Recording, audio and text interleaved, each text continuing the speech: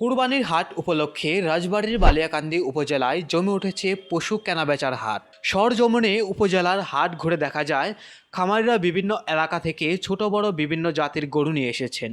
খামারিদের পাশাপাশি অনেকে নিজের লালন পালন করা শখের গরু বিক্রির জন্য হাটে তুলেছেন। আমার পারিবারিকভাবে 8 মাস পুষতেছে গরু। এতে কত হইতে পারে আপনার টার্গেটে? আমার টার্গেট দেখা গেছে 90-95 এরকম। 1,90,95, তাই না? হাটে দেখা যায় অতিরিক্ত গরমে অনেক গরুই অসুস্থ হয়ে পড়ে। এতে চিন্তায় পড়েছেন ব্যাপারীরা। এখানে ছোট বড় বিভিন্ন জাতের গরু দেখা গেলেও কেনাবেচা ও গরুর দাম নিয়ে সন্তুষ্টি প্রকাশ করেছেন ক্রেতা ও বিক্রেতারা। এ ব্যাপারে আমিন হোসেন নামের এক খামারি বলেন, আমরা প্রত্যেক বছর কুরবানির গরু বিক্রি করি। এবার গরুর দাম স্বাভাবিক, দাম খুব বেশিও না আবার কমও না। অন্য যে কোনো বারের তুলনায় এবার বাজারের পরিস্থিতি স্বাভাবিক। দাম চাওয়ার ক্ষেত্রেও ক্রেতাদের সামর্থ্য বিবেচনা করা হচ্ছে যেন ক্রেতারা কুরবানির গরু ক্রয় করতে পারেন।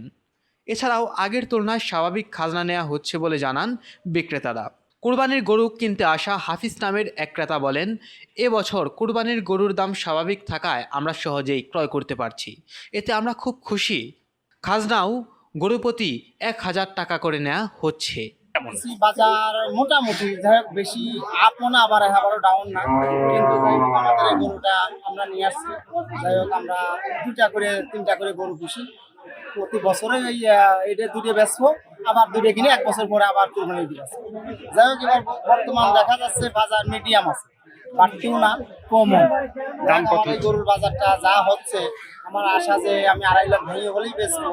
25 এরকম দাম হচ্ছে, 25-30। জামালপুর বাজারের হাট মালিক তমিজউদ্দিন মৃধা বলেন, বালিয়াকান্দি উপজেলার মধ্যে নুলিয়া জামালপুরের হাট অন্যতম। অন্যান্য বছরের চেয়ে খাজনাও স্বাভাবিকভাবে নেওয়া হচ্ছে।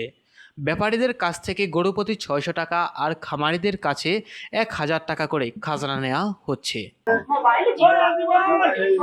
গরু ছাগল বিক্রয় করার সাথে সম্পৃক্ত আছে, আমরা তাদের মতামত নিয়ে যাতে আগের থেকে আমাদের বাজারে গরু ছাগলের আমদানি হয় ও বেচাকেনা হয় সেদিকে আমরা এছাড়া হাটে আসা ক্রেতা বিক্রেতারা সুন্দর পরিবেশে কুরবানির গরু যাতে ক্রয় করতে পারেন এবং কোনো প্রকার বিশৃঙ্খলা যেন সৃষ্টি না হয় সেদিকে খেয়াল রাখা হচ্ছে। নিউজ ডেস্ক, আপন দেশ।